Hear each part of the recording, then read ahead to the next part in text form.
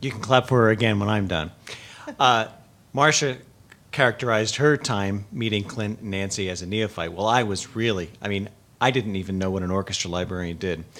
I, through a series of circumstances, was invited to come into the Philadelphia Orchestra Library, and I see by being reminded by the date of the first conference, I came into the Philadelphia Orchestra Library as an apprentice less than a year after the first conference. And I heard some talk of mOLA conference floating around, but it didn't really mean anything to me. And what really meant a lot to me from that point on, as I worked there, was that Clint and Nancy and Bob, basically, even though I didn't know what I was doing or what anything was, they expected me to do it. And it's kind of like a lot of us that have found ourselves into this field. And to being able to be guided by three people that were all so concerned and so willing of their time to give to me, and then, of course, subsequent to many other people, some of them who are in this room today, some of them who are elsewhere in the country in major jobs in the library world, it's just unequaled. They really were working with me personally to turn me into what I am now. And in the meantime, they were working very hard nationally. They were publishing Marcato. They were arranging the communication, the errata lists. I mean, it's truly amazing all the things that were going on. And for myself, arriving on that scene when they were all just starting, I just take it for granted. That's the way it is. But it never occurred to me before then that that was something that was brand new. One of the things that I wanted to tell you was that Nancy, in addition to working very hard in the library, as did Clint, they often took work home with them, both orchestra work and also mOLA work. I mean, they really were dedicated to it, and they pretty much spent all the time they could. One brief anecdote about Nancy that I wanted to share was that in 1990, after I'd been working in the library as a part-timer for about 6 years, I was a freelance bass player, but spent most of my energies in the library.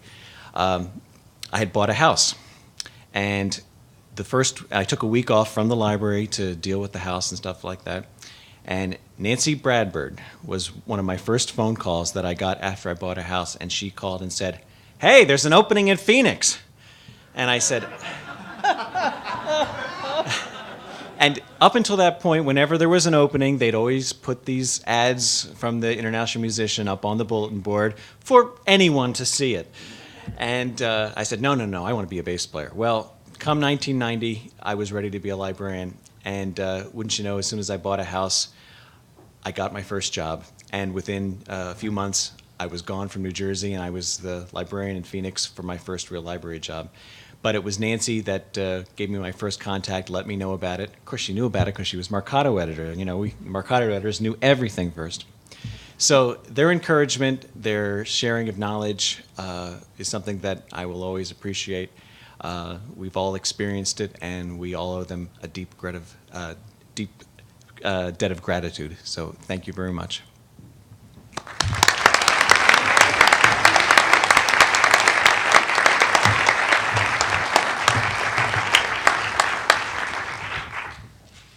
Thank you all. We did invite all four of our founders to be here, and of course they could not. Nancy and Clint and Victor could not.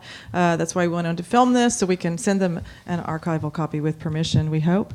And we have something for each one of them. The mats you've been signing are for a photo presentation. We're going to give them each one a photograph of the first conference and then a photograph from this conference when it's done, framed. And we also have a plaque for each one, so we'd like to give Jim his plaque now.